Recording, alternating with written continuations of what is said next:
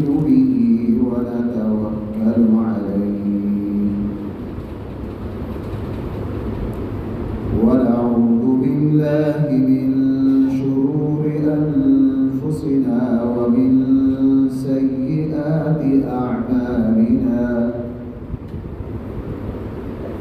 من يهده الله فلا مضل له ومن يضلله فلا هادي له ونشهد أن لا إله إلا الله وحده لا شريك له ونشهد أن سيدنا وسندنا ومولانا محمدا عبده ورسوله صلى الله تعالى عليه وعلى آله وأصحابه وبارك وسلم تسليما كثيرا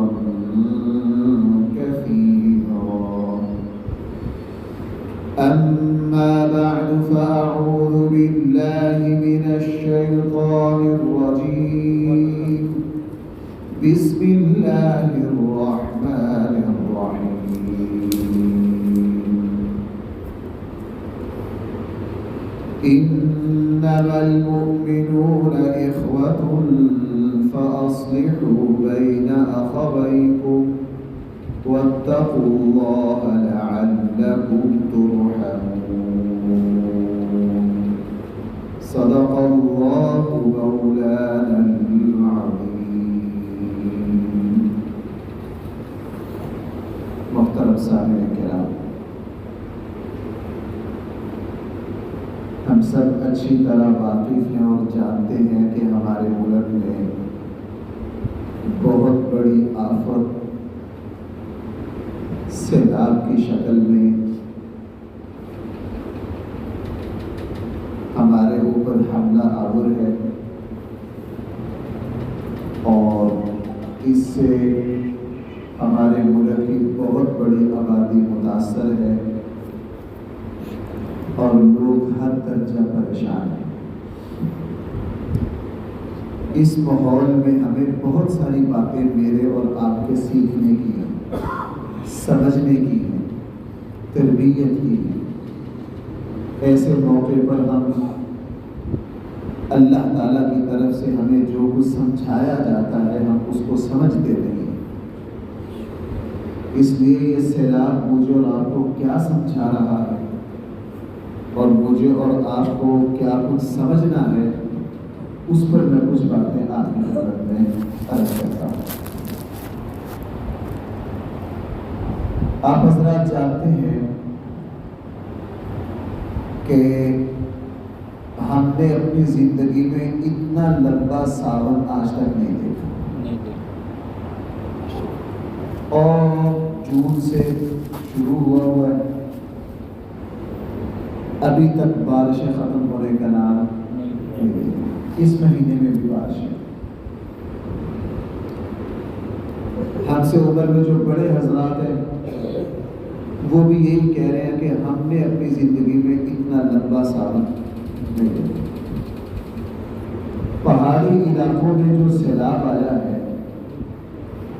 اور پہاڑی علاقوں میں دریاؤں نے جس طرح کٹائی کی ہے آبادیوں کی، وہاں رہنے والے ان علاقوں میں مہاجر نہیں ہیں، مہاجر تو ہم پنجاب میں، ان علاقوں میں جو لوگ رہتے ہیں وہ تو 500 700 100 سال سے وہاں رہتے ہیں۔ وہ کہتے ہیں ہم نے آج تک دریا کی یہ کٹائی نہیں دیکھی کہ دریا چل ادھر رہا ہو، کٹائی کر کے ادھر آ گیا۔ اور لوگوں نے آج تک یہ صورتحال وہاں نہیں دیکھی۔ اور پتھر مجھے بھی، میں اور عمران صاحب اس پورے علاقے میں ہو کر آئے ہیں، اتنا وزنی پتھر کہ 4 بندے نہیں ہلا سکتے، لاکھوں کی تعداد میں پتھر آئے، لاکھوں کی تعداد میں، میلوں کے میل، کئی 100 میل میں پتھر بکھرا پڑا ہے۔ اتنا پتھر آ کہاں سے گیا؟ اس پتھر نے ساری تباہی کی ہے، اسی نے پل توڑے، اور پہاڑوں کی چوٹیوں سے لے کے میلوں میل ہم 2 دن 2 راتیں مسلسل سفر کرتے رہے، پتھر بکھرا ہوا ہے۔ اور وہاں کے لوگوں کا کہنا یہ ہے کہ ہم نے آج تک یہ صورتحال نہ ہم نے دیکھی نہ ہمارے بڑوں نے دیکھی۔ یہ جو حالات ہیں یہ مجھے اور آپ کو کیا سکھاتے ہیں؟ بس مجھے آج اسی حوالے سے کچھ باتیں عرض کرنی ہیں۔ سب سے پہلی بات یہ ہے،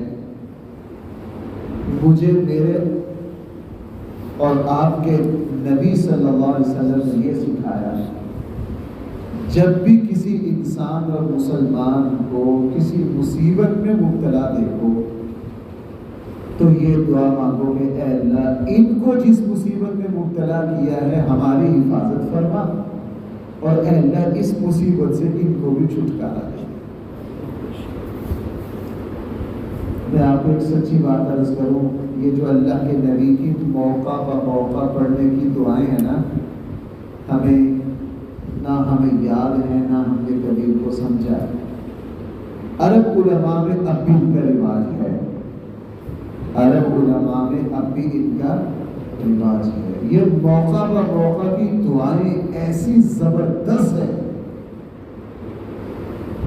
رسول اللہ صلی اللہ علیہ وسلم کسی مصیبت زدہ کو دیکھتے تو دعا مانگتے، اللہ یہ جس مصیبت میں مبتلا ہے ہمیں ہماری اس سے حفاظت فرما، اور یہ جس مصیبت میں مبتلا ہے اے اللہ اس کو بھی جلدی چھٹکارا۔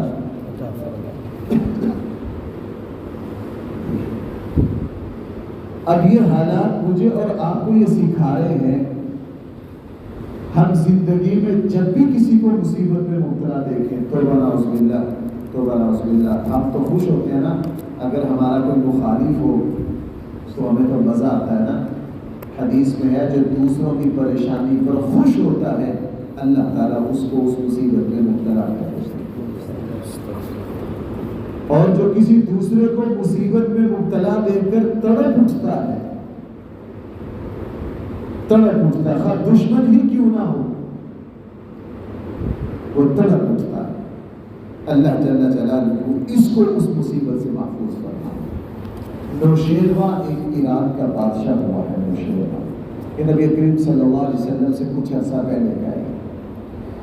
گلستان میں شیخ سعدی نے اس بادشاہ کا بڑا ذکر کیا، جگہ جگہ شیخ سعدی اس کا ذکر کرتے ہیں، یوں لگتا ہے کہ شیخ سعدی اس سے بڑے متاثر ہے۔ بڑا عظیم الشان بادشاہ تھا۔ نوشیروان ایک مرتبہ اپنے دربار میں بیٹھا ہوا تھا تو قاصد آیا، قاصد نے کہا، اس زمانے کے جو انداز ہوتا تھا بڑے آداب کے ساتھ اور بڑے تکلفات کے ساتھ، القاب کے ساتھ بادشاہ کو جی خط لے کر آیا، لمبی چوڑی تمہید بات کر نوشیروان کو کہا، بادشاہ جی آپ کو مبارک ہو، آپ کا جو فلاں دشمن تھا نا وہ کل مر گیا، آپ کا جو فلاں دشمن ہے وہ کل مر گیا۔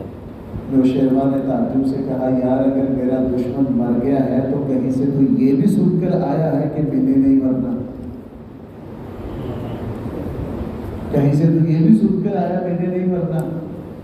اس نے کہا نہیں، پھر مجھے خوشخبری دینے کا کیا فائدہ، آج وہ مر گیا ہے پرسوں میں نے مر جانا، میں خوشخبری کا کیا کروں۔ کسی کو پریشانی میں مبتلا دیکھو، کسی کو پریشانی میں مبتلا دیکھو، اللہ کے نبی فوراً یہ دعا مانگا کرتے تھے، اے اللہ اس بندے کو جس مصیبت میں مبتلا کیا ہے میری اس سے کیا فرما، حفاظت فرما، اور اس بندے کو بھی اس مصیبت سے جلدی چھٹکارا۔ اس سیلاب میں بار بار یہ دعا مانگی۔ بھائیو ہم ایسے لوگوں کو بھی دیکھ کر آئے ہیں جو کروڑوں پتی تھے، سب کچھ رڑ گیا، زیرو پر آ گئے۔ اللہ کے نبی صلی اللہ علیہ وسلم نے دعا مانگی ہے، اے اللہ میں عزت کے بعد ذلت سے پناہ مانگتا ہوں۔ کون سمجھا یہ الفاظ؟ ذلت ویسے ہی بہت بری ہوتی ہے، اور عزت کے بعد ذلت اور زیادہ بری ہوتی ہے۔ ذلت ویسے ہی بڑی تکلیف دہ ہوتی ہے، لیکن جس نے ساری زندگی عزتیں دیکھی ہوں، بعد میں اللہ نہ کرے اس کو ذلت دیکھنی پڑ جائے تو برداشت نہیں کر سکتا۔ تو ہمیں اللہ سے یہ دعا مانگنا ہے، اے اللہ یہ جو سیلاب جن جن علاقوں میں یہ مصیبت آئی ہے، اے اللہ اس مصیبت سے ہم سب کو بچا، ہم سب کو بچا۔ اور اے اللہ جن مسلمانوں پر یہ مصیبت آئی ہے ان کی مصیبت کو بھی جلدی ٹال دے، ان کی مصیبت کو بھی کیا کر دے، جلدی ٹال دے۔ لہٰذا اس ماحول میں ایک کرنے کا کام تو یہ ہے۔ دوسرا کام یہ ہے کہ جو لوگ مصیبت میں مبتلا ہیں ہم ان کے دکھ کو اپنے دل میں محسوس کریں، غم زدہ بے حس نہ ہو۔ مومن بے حس نہیں ہوتا، مومن بے حس نہیں ہوتا۔ اللہ کے نبی اتنے حساس تھے، آپ کو میں کیا سناؤں، غزوہ بدر میں آپ حضرات کو پتہ ہے مشرکین مکہ کی تیاری کے ساتھ مدینہ والوں کو مٹانے آئے۔ بدر کا واقعہ بار بار آپ حضرات نے سنا ہوا ہے کہ نہیں؟ مکہ سے لے کر بدر تک ہر روز 10 اونٹ ذبح کرتے، پورے علاقے کو جمع کرتے۔ آج شام کو جہاں مکہ کی لشکر میں پڑاؤ ڈالتے ہیں نا، پورے علاقے کو بلاتے، 10 اونٹ جمع ذبح کرتے اور کھانا پکتا، ناچنے والی عورتیں ساتھ، چاروں طرف سردار بیٹھتے، شراب کا دور چلتا۔ اس رعونت اور فرعونیت اور غرور کے ساتھ بدر آئے ان 313 نہتوں کو مٹانے کے لیے۔ اللہ جل جلالہ نے ان کا غرور خاک میں ملا دیا۔ ان کا غرور کہاں ملا دیا؟ خاک میں ملا دیا۔ 70 مارے گئے اور 70 گرفتار ہو گئے، گرفتار ہو کے مدینہ آ گئے۔ اب جو بات مجھے سنانی ہے، دوسروں کے دکھ کو محسوس کرنا، بے حس نہ ہونا۔ جانور بھی کسی دوسرے کو تکلیف میں دیکھیں، جانور بھی دکھ محسوس کرتے ہیں۔ مومن کسی کو دکھ میں دیکھے اس کے دل پر چوٹ لگتی ہے۔ اللہ کے نبی اتنے حساس ہیں، جو 70 بدر کے قیدی تھے نا، ان کو مسجد نبوی کے ساتھ باندھ دیا گیا لا کر۔ رسول اللہ صلی اللہ علیہ وسلم رات کو سوئے، کروٹیں ادھر۔ حضرت ام سلمہ نے پوچھا، اللہ کے حبیب آپ ساری رات بے چین رہے؟ فرمایا کہ ان قیدیوں کو ساری رات جو باندھے رکھا نا، اس کی وجہ سے مجھے بڑا دکھ ہوا، مجھے نیند نہیں آئی۔ فجر میں آئے، آپ نے فجر میں آتے ہی کہا ایک تو ان سب کی رسیاں ڈھیلی کر دو، ان سب کی رسیاں کیا کر دو؟ ڈھیلی کر دو۔ حضرت عباس بھی بندھے ہوئے تھے، حضور کے چچا حضرت عباس بھی بندھے ہوئے تھے، حضرت عباس بھی بندھے ہوئے تھے، اور حضور کے داماد ابو العاص بن ربیع بھی بندھے ہوئے تھے، سارے بندھے ہوئے تھے۔ اللہ کے نبی نے باندھنا ضروری سمجھا، کیونکہ کفر کے نمائندہ بن کے آئے، اسلام کو مٹانے آئے۔ بس ایک رات باندھا، فجر کے بعد اللہ کے نبی نے پھر صحابہ کرام کو ایک کو آواز دی، سعد بن عبادہ کدھر ہو؟ یہ 5 تمہارے مہمان لے جاؤ کو ساتھ، یہ 2 تم لے جاؤ، یہ 4 تم لے جاؤ۔ 70 کے 70 قیدی مدینہ کے لوگوں نے کیا کر دیے؟ تقسیم، اور فرمایا ان کے ساتھ اس نے سلوک کرنا، قیدیوں کے ساتھ جو اللہ کے نبی کو، صحابہ کو، اسلام کو مٹانے آئے ہیں۔ اب صحابہ کرام لے گئے، ان قیدیوں کے گھر میں جا کے وہ خدمت کی۔ شاید آپ نے یہ پہلے نہ سنا ہو کہ یہ جو 70 کے 70 تھے، جب ان کو رہائی ملی، ان کے 70 کے 70 بعد میں مسلمان ہو گئے، ان میں سے ایک بھی اپنے کفر پر قائم نہ رہ سکا، چونکہ انہوں نے اللہ کے نبی کی ہمدردی اور اللہ کے نبی کی رحمدلی کو دیکھا۔ تو دوسرا کام اس ماحول میں مجھے اور آپ کو یہ کرنا چاہیے کہ ہم ان کے دکھ کو اپنے دل میں محسوس کریں، ان کے درد کو اپنے دل میں کیا کریں؟ محسوس کریں۔ جو دوسروں پر غم زدہ ہوتا ہے، دوسروں کے دکھ کو محسوس کرتا ہے، اللہ کی رحمت اس پر بڑی جلدی آ جائے، اللہ کی رحمت اس پر بڑی جلدی دوسروں پر ترس کھانا، رحم کرنا. میرے شاید یہاں کسی بیان میں سنایا ہو، یہ بھی شیخ سعدی نے ذکر کیا ہے کہ وہ ایک بادشاہ تھا نا، اس کو ایک مرض لاحق ہو گیا. شیخ سعدی نے خود کہا ہے کہ وہ ایسا گندا مرض تھا کہ اس کا ذکر نہ کرنا ہی مناسب ہے.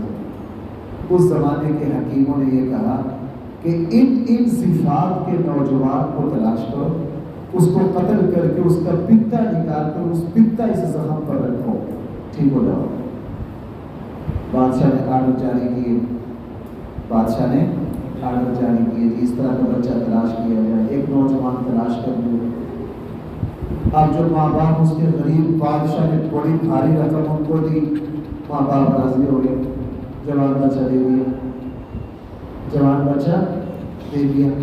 اس وقت کی جو عدالت تھی، سپریم کورٹ تھی، اس نے آرڈر دے دیا کہ جی بادشاہ کی جان بچانے کے لیے عوام میں سے ایک بندہ کو قتل کرنا جائز ہے، ایک بندہ کو قتل کرنا جائز ہے. اور حکیموں نے کہا کہ تڑپتے تڑپتے اس کا پتا نکالنا ہے اور اس زخم پر لگانا ہے.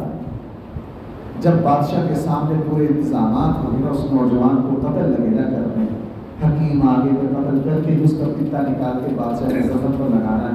تو اس نوجوان نے آسمان کی طرف دیکھا، مایوسی میں مسکرا پڑا.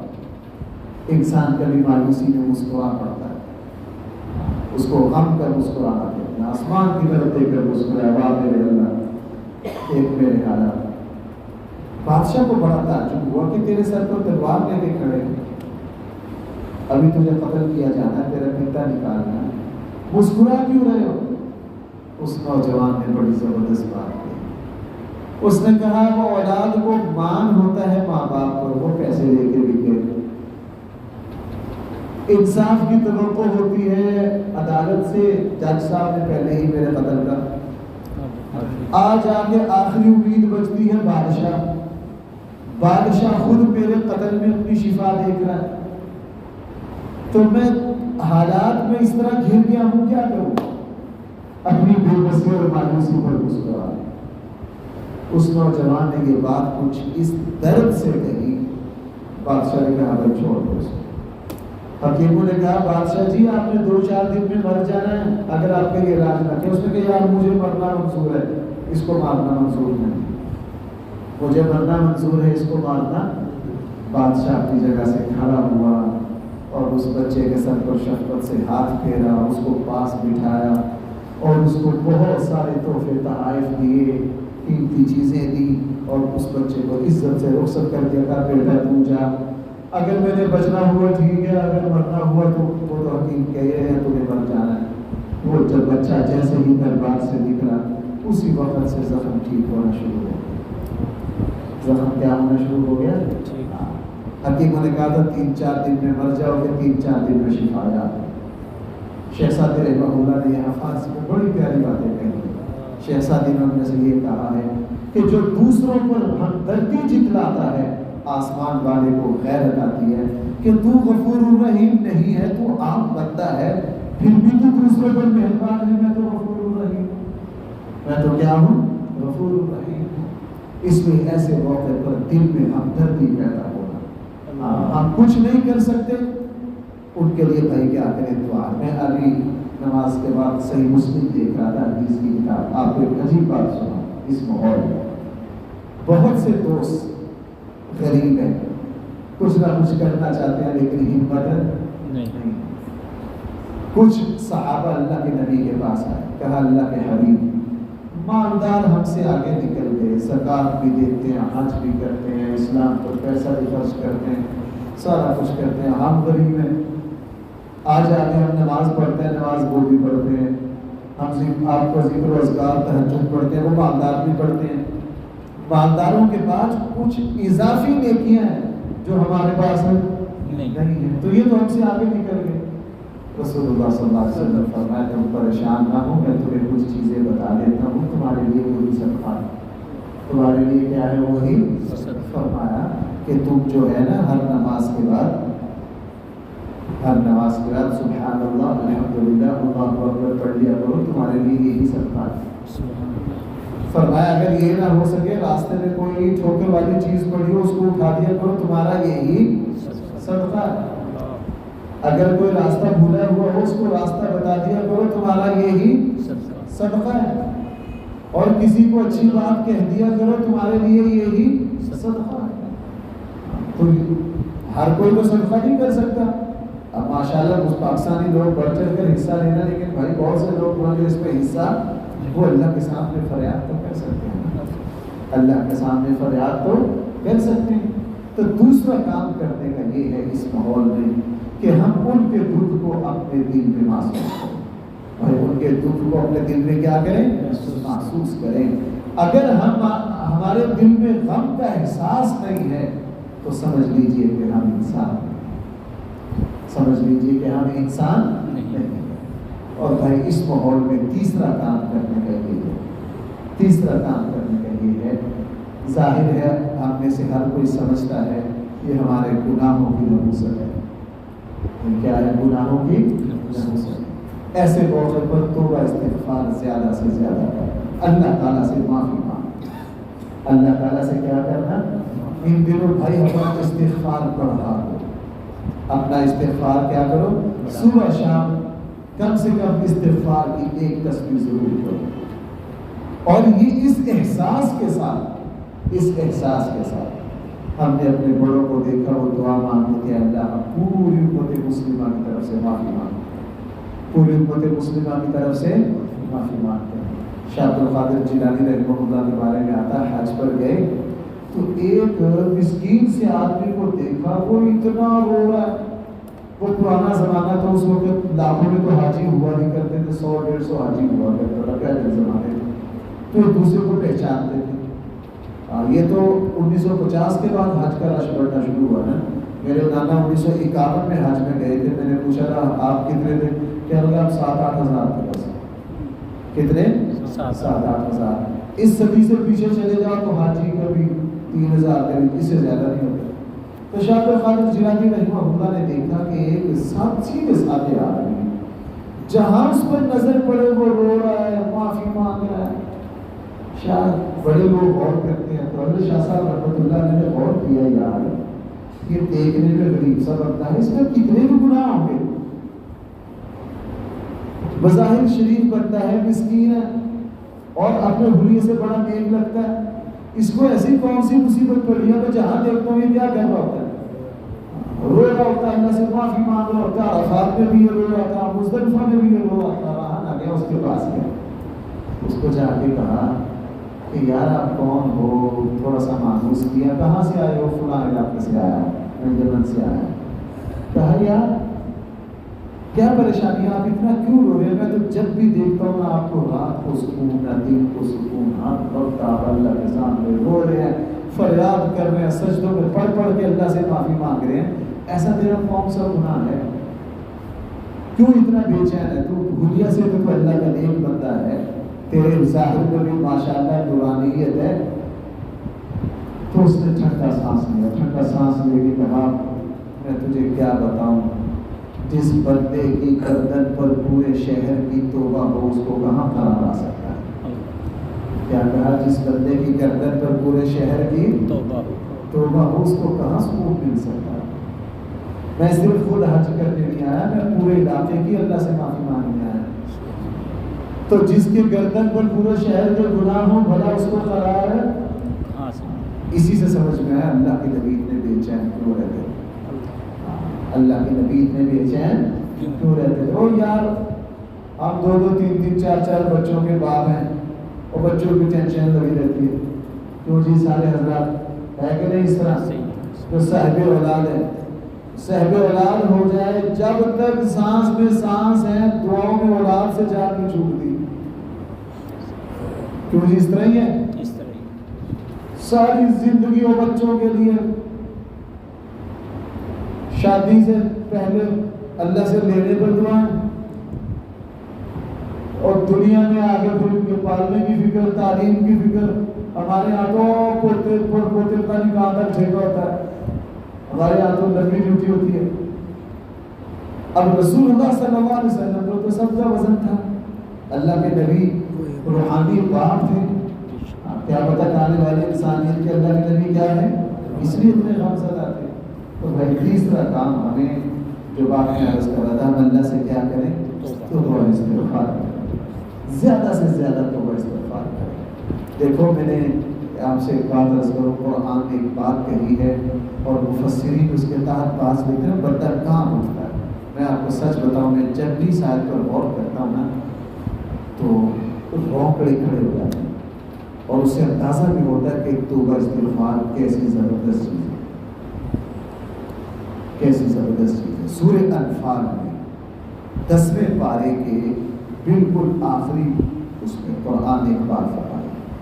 مکہ کا ایک بہت بڑا بدبخت سردار تھا، اس نے ایسی توہین کی اللہ کے نبی، اذ قال اللہم ان کان ھذا ھو الحق من عندک فامطر علینا حجارۃ من السماء او ائتنا بعذاب الیم۔ اللہ کے نبی اور مسلمانوں کی طرف اشارہ کر کے حقارت سے پتہ کیا کہا؟ میں آپ کو سچ بات بتاؤں، ترجمہ نہیں ہوتا اس آیت کا، بندے کو ڈر لگتا ہے۔ اللہ کے نبی کی طرف اشارہ کر کے اس بدبخت نے کہا تھا، اے اللہ اگر یہ حق ہے، توحید کرتے ہوئے کس کی؟ امام الانبیاء، دونوں جہانوں کے سردار کی، عام نبی نہیں، خاتم النبیین امام الانبیاء۔ اس بدبخت نے کہا اگر یہ حق ہے نا تو اے اللہ پھر ہم پر آسمان سے پتھر برسا دے، ہمیں یہ حق قبول ہے۔ قرآن کی آیت پڑھ رہے ہیں، قال اللہم ان کان ھذا ھو الحق من عندک، اگر یہی حق ہے نا فامطر علینا حجارۃ من السماء، آسمان سے ہم پر پتھر برسا، ہمیں نہیں حق چاہیے۔ اتنی بڑی توہین پر آسمان سے پتھر برسنے چاہیے تھے کہ نہیں؟ برسنے چاہیے، لیکن نہیں برسے۔ کیوں؟ قرآن نے اگلی آیت میں جواب دیا۔ قرآن کریم میں دو باتیں فرمائی، نبی جی جتنی غلاظت اس سردار میں زبان سے بکی ہے نا، ہم زمین و آسمان کو ہلا دیتے، ہم زمین و آسمان کو کیا کر دیتے، لیکن آپ کی قوم کو دو وجہ سے نہیں پکڑ رہے، پکڑنا چاہیے لیکن نہیں۔ کیوں؟ وَمَا كَانَ اللَّهُ لِيُعَذِّبَهُمْ وَأَنْتَ فِيهِمْ، ہم ان کو عذاب ایک تو اس وجہ سے نہیں دے رہے کہ آپ خود ان میں موجود ہیں، آپ کی موجودگی میں ہم ان پر پتھر کیسے برسائیں۔ وَمَا كَانَ اللَّهُ لِيُعَذِّبَهُمْ وَهُمْ يَسْتَغْفِرُونَ، دوسری وجہ یہ ہے کہ یہ استغفار کرتے ہیں۔ یہ کیا کرتے ہیں؟ مکہ کے جو کافر تھے نا، تمام تر برائیوں کے باوجود جب بیت اللہ میں طواف کرتے نا تو کہتے رہتے استغفر اللہ استغفر اللہ۔ مفتی شفیع صاحب رحمہ اللہ نے معرفت القرآن کی اس آیت کے تحت ایک بڑا جملہ لکھا ہے جو مجھے اور آپ کو چھوڑنے کے لیے کہا ہے۔ اور مفتی صاحب رحمۃ اللہ نے لکھا ہے کہ یہ جو آیت ہے یہ آج کے مسلمان کو جو جوڑنے کے لیے کافی ہے۔ اتنے بدتمیز اور گستاخ کافر بھی اگر استغفار کرے تو اللہ کا عذاب ٹل جائے، اگر ایمان والے استغفار کرے تو پھر اللہ کا عذاب کیوں نہ کرے، پھر اللہ کا عذاب کیوں نہ کرے۔ اس نے استغفار کی عادت ڈالی۔ اور بھائی میں آپ کو سچی بات بتاؤں، استغفار زیادہ کرنا یہ انسان کو بڑی مصیبتوں سے بچا دیتا، بڑی مصیبتوں سے بچا لیتا ہے۔ بلکہ میرا بھی الحمدللہ ایک بڑے عرصہ سے، میں یہ بات اس لیے تو نہیں بتا رہا کہ میں اپنے بزرگ ہوں، میں تو آپ سے بھی زیادہ گیا گزرا آدمی ہوں، آپ نے تو ماشاء اللہ سارے نیک لوگ بیٹھے ہیں، لیکن آپ کو سچی بات بتاؤں بہت سالوں سے میرا معمول ہے کثرت سے استغفار کرنا۔ آپ ذرا 2-4 مہینے پڑھ کے دیکھیے، استغفار کی برکتوں کو آپ خود محسوس کریں۔ لیکن یہ استغفار اس طرح نہیں کرنا استغفر اللہ نہ، اس کے پیچھے جذبات پتہ کیا ہے؟ آپ فجر کے بعد جب استغفار پڑھیں نا تو آپ کا من یہ کہے کہ اس پوری بستی میں اے اللہ سب سے بڑا گناہگار ہے، سب سے بڑا گناہگار وہ میاں جی لالا تھے نا، ہندوستان کے بہت پرانے بزرگ تھے، بہت پرانے بزرگ، ان کے علاقے میں قہر پڑا، لوگ ان کے پاس آئے، میاں جی کے پاس، بہت اللہ والے بزرگ تھے کہ جی آپ نماز استسقاء پڑھیے، بارشیں نہیں ہو رہی، کیا کریں نماز استسقاء، استسقاء کرو. اور اس علاقے کے جو بڑے گورنر تھے اس نے میاں جی رحمۃ اللہ علیہ کو مجبور کیا کہ آپ نماز استسقاء پڑھائیں. ایک اعلان میاں جی کرنا نہیں چاہتے تھے, زبردستی کروایا. کوئی سنت ہے نا نماز استسقاء, استسقاء کا معنی پانی مانگنا, سنت ہے. اللہ کے نبی بارش نہ ہوتی نماز استسقاء پڑھا کرتے, تو مجبور کیا کہ آپ نماز استسقاء بھی پڑھائیں اور نماز کے بعد دعا بھی منگوائیں. ٹھیک ہے جی, نماز استسقاء پڑھا دی, دعا بھی منگوائی, کوئی بارش نہیں ہوئی. اگلے دن پھر تیسرے دن اس علاقے کے گورنر نے مجبور کیا کہ میاں جی آج اعلان کرو کہ پتہ نہیں کس گناہ, کون سا بدبخت اس شہر میں ایسا ہے جس کی وجہ سے شہر میں بارش نہیں ہو رہی ہے, تو آپ اعلان کیجئے جو سب سے بڑا بدبخت اور گناہ گار ہو وہ یہاں سے نکل جائے تاکہ ہمارے شہر کو کیا ہو جائے, اللہ کا رحمت. میاں جی نے آخری دن جب نماز پڑھائی نا, یہ مطالبہ تو نہیں مانا کہ جی میں تو یہ اعلان نہیں کرتا, لیکن لوگوں نے دیکھا اگلے دن میاں جی وہاں سے غائب. وہاں سے کیا, لوگ بڑے پریشان ہیں. ہمارے جیسے جو نکلتے تھے وہ دیکھیں کیڑا گیا, جو کہ ہمارے جیسے تو اپنے آپ کو کیا سمجھتے ہیں, ہم ولی ہیں, آپ گنہگار ہیں. میں تو دودھ کا دلہا متقی پرہیزگار ہوں, آپ سب گنہگار ہوں, میرے جیسا متقی تو کوئی ہے. ہمارا تو بیڑا غرق ہی یہاں سے ہوتا ہے, ہمارا تو بیڑا غرق ہی. لیکن کوئی بڑی اطلاع, کون گیا, دیکھتے دیکھتے پتہ چلا میاں جی غائب ہو گئے. تلاش کیا, یہاں دیکھا وہاں دیکھا, پیدل زمانے دے بھاگتے بڑی دور سے جا کے پکڑا ان کو, میاں جی ہمارے شہر کی آپ برکت ہو, آپ کدھر ہو؟ کہتا نہیں بھائی میں اس شہر میں رہتا ہوں. جب لوگوں نے مجبور کیا جا کے میرے کیا گھر 3 دن سے بارش, دعا مانگ رہے ہیں, نماز پڑھ رہے ہیں, بارش نہیں ہو رہی. واقعتاً اس شہر میں کوئی ایسا گناہ گار ہے جس کی نحوستوں کی وجہ سے بارشیں بند ہیں. میں نے پوری رات مراقبہ کیا, میرے ضمیر نے مجھے یہ کہا کہ اس شہر میں سب سے زیادہ گناہ گار میں ہوں, تو میں اس شہر سے جا رہا ہوں تاکہ آپ لوگوں پر اللہ کا فضل, آپ لوگوں پر کیا ہو جائے. آپ کبھی استغفار میں بعض باتیں بتانی نہیں چاہیے, لیکن ہم لوگ اصلاح کے لیے بتاتے ہیں, ہمارا مقصد اصلاح ہوتا ہے. میں آپ کو سچ بات بتاؤں, ساری زندگی استغفار کی عادت تھی, لیکن میں نے جب سے اس جذبے کو تازہ کر کے کہ جب بھی استغفار پڑھنا اپنے آپ کو سب سے بڑا قصور اور گناہ گار سمجھنا ہے. آپ ذرا 2-4 دن کونے میں بیٹھ کر استغفار پڑھ کے دیکھیے, آپ کو اندازہ ہو جائے گا کہ اللہ تعالیٰ دل میں کیا روحانیت ہے. تو وہ تیسرا کام اس ماحول میں کیا ہے, استغفار. اور بھائی چوتھا کام یہ ہے, نبی کریم صلی اللہ علیہ وسلم نے فرمایا, جب کسی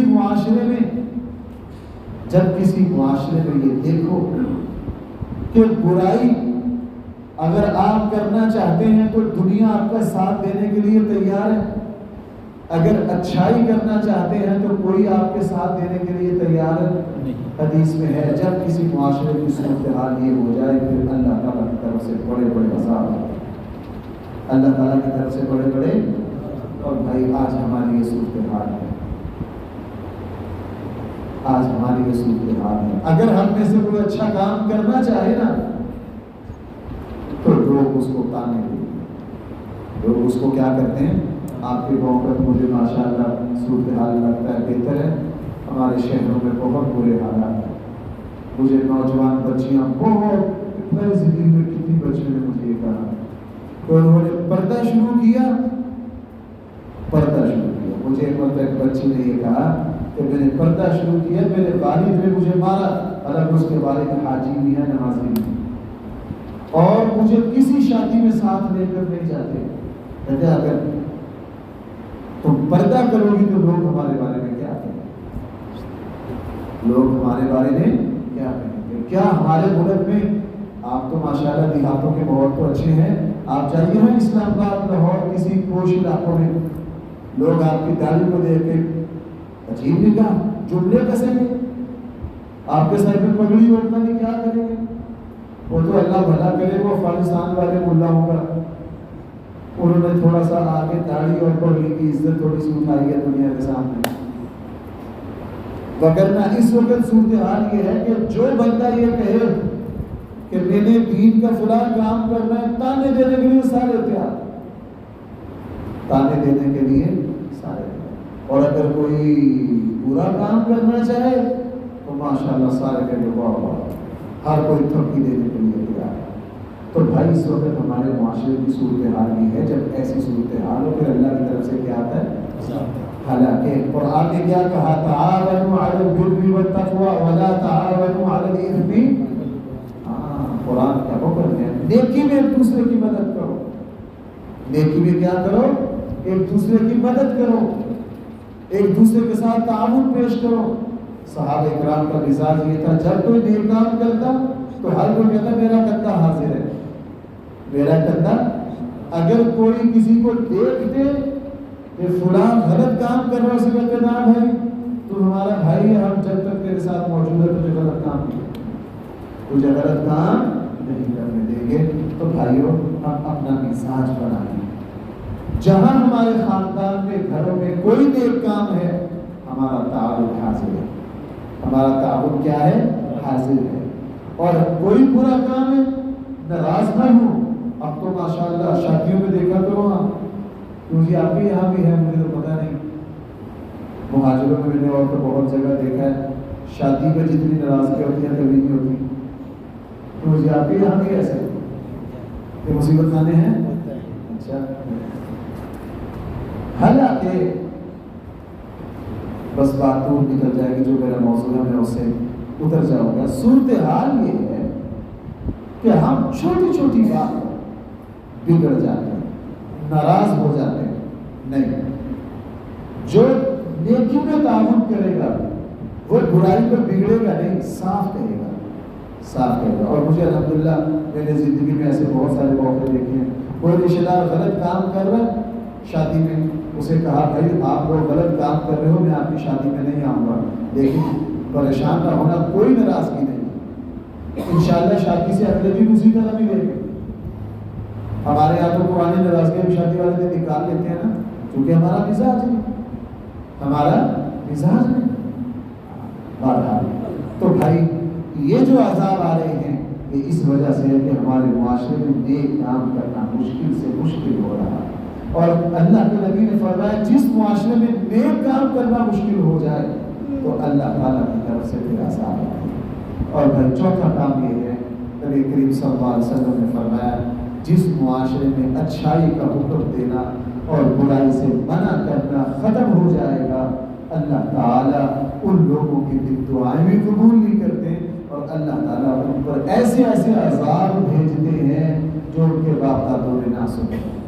اچھائی کا حکم دینا اور برائی سے کیا کرنا؟ اس وقت سمجھ لیا گیا ہے کہ یہ جو اچھائی کا حکم دینا ہے برائی سے منع کرنا صرف ہم مولویوں کا کام ہے، حالانکہ ہر کسی کا کام ہے، حالانکہ ہر کسی کا کام ہے۔ اور اللہ تعالیٰ کی طرف سے پہلی قوموں پر عذاب آتے ہی اس وقت تھے جب وہ اچھائی کا حکم، آپ کو صحیح بخاری میں ہے نا، وہ صحیح بخاری میں ہے کہ ایک بستی اللہ تعالیٰ کی طرف سے حکم آیا، اللہ تعالیٰ کی طرف سے حکم ہوا کہ اس پوری بستی کو پلٹ دو۔ فرشتے جب آئے تو فرشتوں نے منظر دیکھا کہ اس بستی میں ایک شخص ایسا ہے، وہ بہت متقی پرہیزگار، وہ اللہ کی عبادت کر رہا ہے، وہ کیا کر رہا ہے؟ اللہ کی عبادت کر رہا ہے۔ فرشتوں نے عرض کیا جی اے ہمارے رب، یہ ایک بندہ تو بڑا متقی پرہیزگار ہے، تو اللہ تعالیٰ کی طرف سے حکم ہوا اس پر عذاب پہلے مسلط کرو۔ کیوں؟ پورے شہر میں گناہ ہو رہے ہیں لیکن اس کو اس کی کوئی تکلیف نہیں۔ اور رسول اللہ صلی اللہ علیہ وسلم نے فرمایا بنی اسرائیل پر سب سے پہلا بگاڑ جو آیا، بھائی ذرا یہ حدیث پڑھی قابل غور ہے، کیا فرمایا؟ بنی اسرائیل میں جو سب سے پہلا بگاڑ آیا وہ یہ کہ صبح کو کوئی بندہ غلط کام کرتا نا تو سارے کہتے ہو یہ تو غلط کام کر رہا ہے، دوپہر کو اس کے ساتھ بیٹھ تو اسی طرح کھاتے پیتے، شام کو کہتے چلو کوئی بات نہیں، شام کو اس کے ساتھ اسی طرح رہتے۔ فرمایا بنی اسرائیل پر پھر سب سے پہلا بگاڑ یہ آیا، اللہ تعالیٰ اتنے ناراض ہوئے کہ اللہ تعالیٰ نے ان کے دل آپس میں گڑبڑ کر دیے، اور پھر اللہ تعالیٰ کی طرف سے عذاب آیا۔ اللہ نے نہ اچھوں کو چھوڑا نہ بروں کو چھوڑا۔ اس لیے بھائیو اپنا مزاج بناؤ، ہم اپنے اولاد میں اپنے شاگردوں میں، اپنے خاندان میں، اپنے رشتے داروں میں، اپنے یار دوستوں میں کوشش کریں کہ ہم ہر وقت کوئی نہ کوئی خیر کی بات، کوئی نہ کوئی خیر کی بات، اور جہاں برائی دیکھیں اس سے روکیں، اولاد کو بھی منع کریں، اپنے خاندان کو بھی منع کریں، اپنے رشتے داروں کو بھی روکیں۔ آپ حضرات سارے جانتے ہیں قرآن نے یہ واقعہ 2-3 جگہ ذکر کیا ہے، اور 9ویں پارے میں قرآن نے اس کو تفصیل سے ذکر کیا۔ آپ کو بہت مشہور واقعہ، اور مچھلی والے جو ہیں وَاسْأَلْهُمْ عَنِ الْقَرْيَةِ الَّتِي كَانَتْ حَاضِرَةَ الْبَحْرِ، قرآن کہہ رہا ہے 9ویں پارے میں قرآن نے تفصیل سے ان کا واقعہ ذکر کیا۔ ان کو اصحاب سبت بھی کہا جاتا ہے، ہفتے والے۔ اپنے نبی کو مجبور کیا کہ جی اللہ سے کہیں ہمارے لیے عبادت کا کوئی ایک دن پکا کر۔ ان کے نبی نے اللہ سے فرمائش کر دی، اللہ تعالیٰ کی طرف سے متعین ہو گیا ہفتے کا دن۔ یہودی تھے نا، کون سا دن؟ ہفتے کا دن۔ کہا کہ ہفتے کا دن تمہارا کام عبادت کرنا ہے، تمہارا کام عبادت کرنا ہے۔ وہ ایک دریا کے کنارے، سمندر کے کنارے رہتے تھے، پیشہ ان کا مچھلیاں تھیں۔ فرمایا کہ ہفتے والے دن دنیا کا کام نہیں کرنا، شکار نہیں کرنا، صرف کیا کرنا ہے؟ عبادت کرنا۔ اور بندہ آپ کو سچی بات عرض کروں، اللہ سے جو چیزیں خود مانگتا ہے نا، آزمائش بھی آتی ہے۔ ایک حدیث بھی ہے کہ جو آپ خود مانگو گے، میں اکثر یہ کہا کرتا ہوں، ہم سب بیٹے مانگتے ہیں، بیٹیاں، اور بیٹوں کی طرف سے جوتے زیادہ کھانا پڑتے ہیں۔ کیوں ایسا ہے کہ نہیں؟ زیادہ پریشانیاں بیٹوں کی طرف سے دیکھنی پڑتی ہیں، کیونکہ دعا سے خود مانگتے ہیں۔ تو جو چیز خود مانگی جائے اللہ تعالیٰ کی طرف سے، آزمائش بھی اسی پر آتی ہے۔ انہوں نے خود نبی کو مجبور کیا کہ ہفتے کا دن ہمارے لیے کیا کرو، نبی اس زمانے کے جو نبی تھے ان کا بڑا خدا، اللہ نے تمہارے لیے کوئی دن خاص نہیں کیا، کام چلاتے رہو، بچے رہو گے۔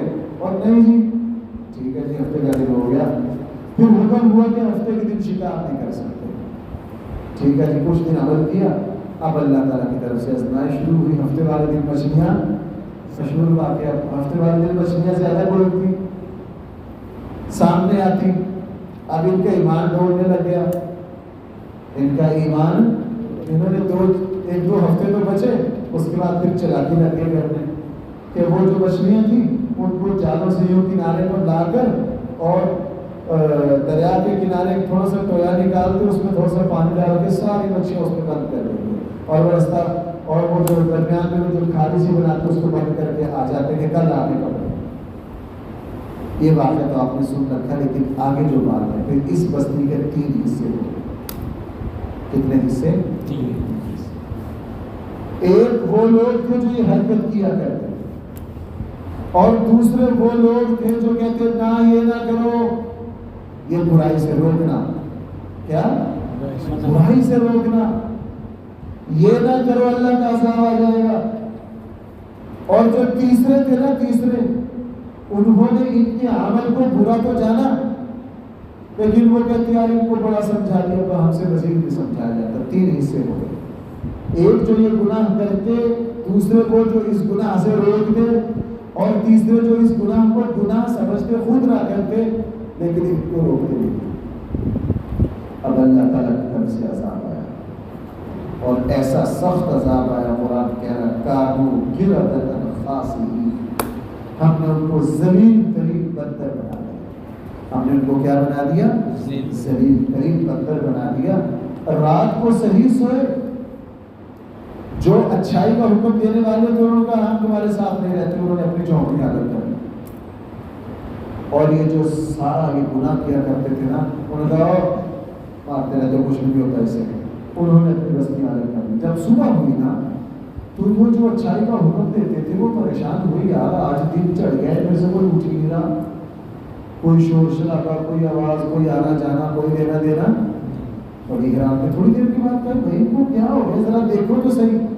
جب وہاں جا کے دیکھا، اگلی بات نہیں سننا، وہاں جا کے دیکھا سارے ہی بندر بن گئے تھے، اور مفسرین نے لکھا چہرے بندروں والے بنے، عقل انسانوں والے۔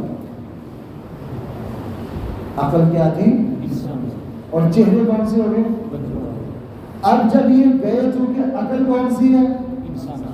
زبان کون سی ہے؟ بدروں والی. شکل کون سی ہوگی؟ یعنی ذلت اور شرمندگی سب کچھ محسوس کر رہے ہیں لیکن بول نہیں سکتے. جب یہ کہ ان کو دیکھ کر وہ بندر روئے، سمجھ تو گئے کہ انہوں نے ہمیں منع کیا تھا، ہم باز ہیں. 3 دن ایسا ہے، 3 دن وہ ماتم کرتے رہے انسانی عقل کے ساتھ. شکل کون سی؟ بندروں والی. 3 دن چیختے چلاتے رہے.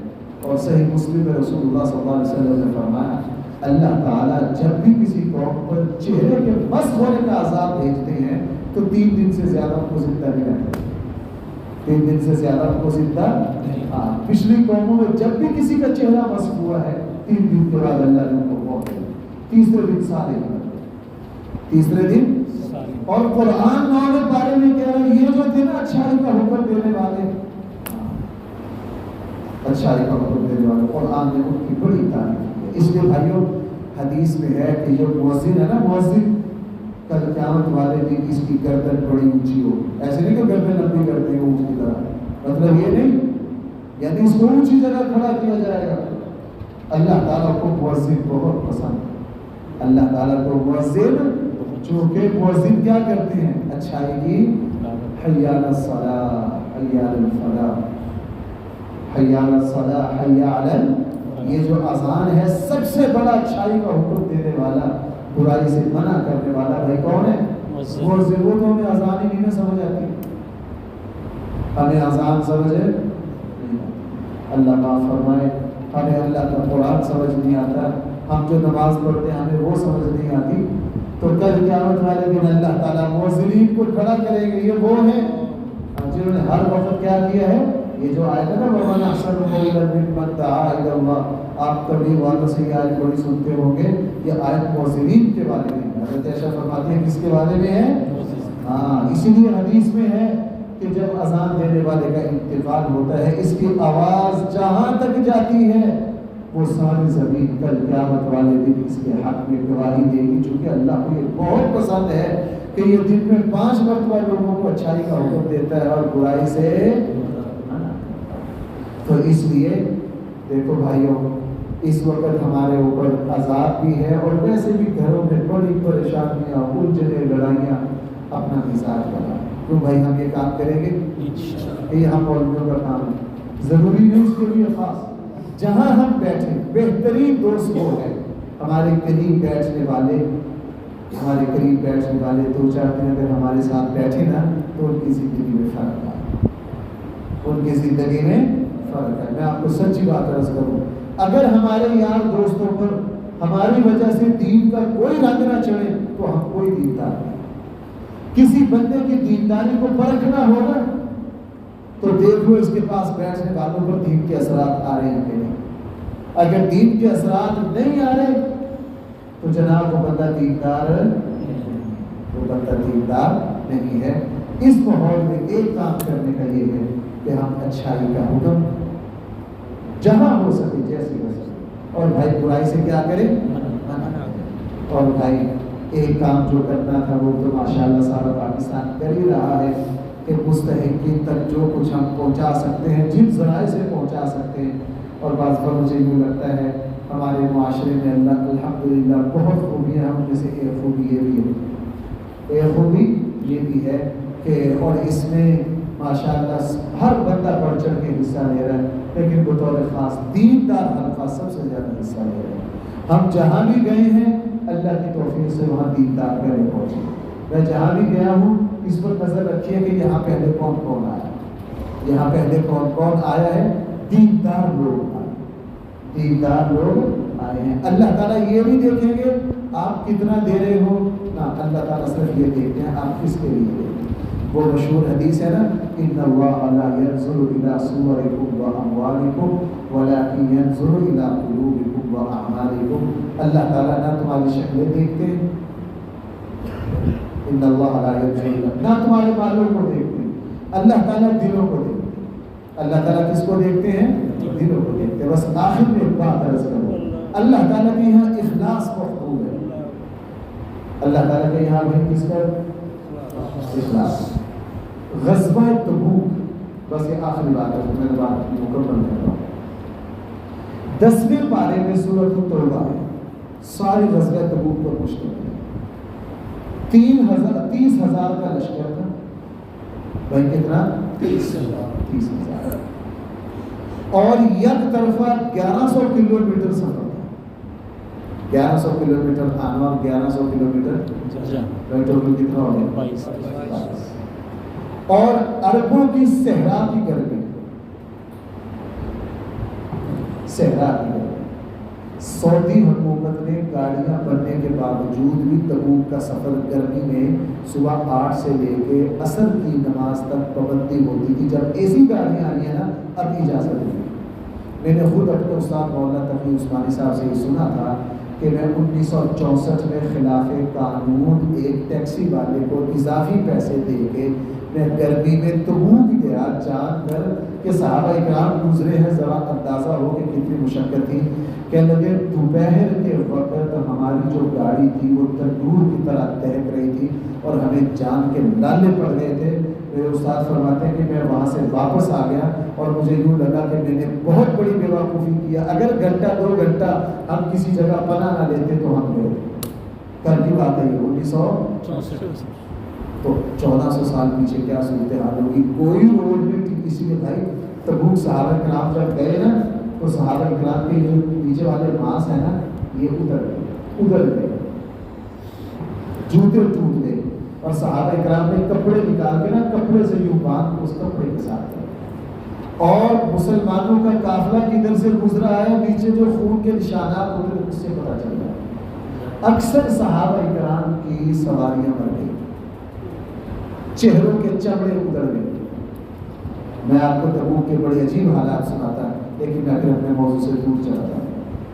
بھائی جنہوں نے اتنی قربانی دی، آپ حضرات کو پتا ہے کہ مدینہ میں فصل کھجور تیار تھی، آپ ذمہ دار ہیں، آپ کو پتا ہے جن دنوں فصل پکی ہو نا، کٹائی ہو، تو ذمہ دار بندے کی کیا اللہ کی بھی ضرورت ہے۔ کیوں بھائی اس طرح ہے یا نہیں؟ ابھی منجی کی کٹائی شروع ہوگی، ذمہ دار بس، اور باقی سارے کام بعد میں، پہلے کیا کرنی ہے؟ چونکہ 6 مہینے کا گزارا اسی پر کرنا ہے۔ اور اتفاق سے اس سے پچھلے سال مدینہ منورہ میں فصل نہیں ہوئی تھی، قرض بھی چڑھا ہوا ہے، اور اس سال کھجور کی فصل ڈبل ہو گئی۔ اس لیے صحابہ کا مقام اتنا اونچا، ان پر آزمائشیں بڑھ گئی، ان پر آزمائشیں، فصل پکی بھی خوب، ڈبل بھی ہو گئی۔ اور میں نے خود یہ سندھ کے، یہ خود میں نے اس کا مشاہدہ کیا، کھجور جب پک جائے نا، اس کو 2-4 دن میں نہ اتارا جائے، یہ گل جاتا ہے۔ اللہ کے نبی نے فرمایا جاؤ دیکھ لو، قرآن نے 2 کہہ دیا، جو تبوک میں جائے گا وہی مومن ہے، جو پیچھے رہے گا وہ کیا ہے؟ وہ منافق ہے۔ وہ کیا ہے؟ اب صحابہ کرام اس حالت میں گئے، سواریاں مر گئیں۔ ابو ذر غفاری 5 دن بعد پہنچے، سامان سر پہ اٹھایا ہوا ہے، سامان جو کہ اللہ کے نبی سے سن کے، اور اللہ کے نبی تبوک جا کے پوچھتے تھے فلاں آیا ہے؟ کیوں جو نہیں آیا وہ کون ہے؟ تبوک نے بالکل بات کو نکھار کے رکھ دیا کہ مومن کون ہے اور منافق ہے۔ صرف 3 مخلص تھے جو نہیں جا سکے تھے، قرآن میں ان کا ذکر ہے۔ صحابہ کرام پر دودھ پانی کی طرح واضح ہو گیا تھا۔ اچھا اب آئیے، یہ ساری بات میں نے اس لیے سنائی، کچھ غریب صحابہ 10ویں پارے کے بالکل جو آخری 3-4 رہتے ہیں نا، وہ ان غریب صحابہ کے بارے میں جب یہ جانے لگے نا، تو کچھ غریب صحابہ ایسے تھے، نہ ان کے پاس سواریاں نہ پیسے، وہ اللہ کے نبی کے پاس چیخیں مار مار کر روئے، اللہ کے حبیب ہمیں سواری دے دیجیے، ہم آپ کے ساتھ جائیں۔ اللہ کے نبی نے فرمایا کہ اتنی سواریاں تمہیں کہاں سے دی؟ اب لشکر چلا گیا، یہ چند غربا پیچھے رہ گئے۔ جب لشکر گیا، بھائی یہ کیا کر رہے تھے؟ بھائی بولو میرے ساتھ، یہ دھاڑے مار مار کر اللہ کے نبی کے ترلے کر رہے تھے، اللہ کے نبی ہمیں ساتھ لے جاؤ، ہمارے پاس کچھ نہیں، آپ مسکین ہیں۔ اب حیران کن بات یہ ہے کہ جنہوں نے 2200 کلومیٹر سفر کیا، جن کے جسم کی کھلڑیاں اگڑ گئی، ان کا ذکر تو بھائی آنا ہی آنا تھا، لیکن یہ جو پیچھے رہے، یہ اس اخلاص سے روئے، قرآن نے 4 آیتوں میں ان کا بھی ذکر کیا۔ पता नहीं अपनी बात समझा पाया। हालांकि ये साथ है, इन्होंने 2200 किलोमीटर का सफर इनके जिस्म उतरे, लेकिन ये इतने दिल से रोए, अल्लाह के नबी के तकले करते रहे। बस वो जो इनके दिल की ओढ़ थी ना, अल्लाह को वो पसंद आ गया।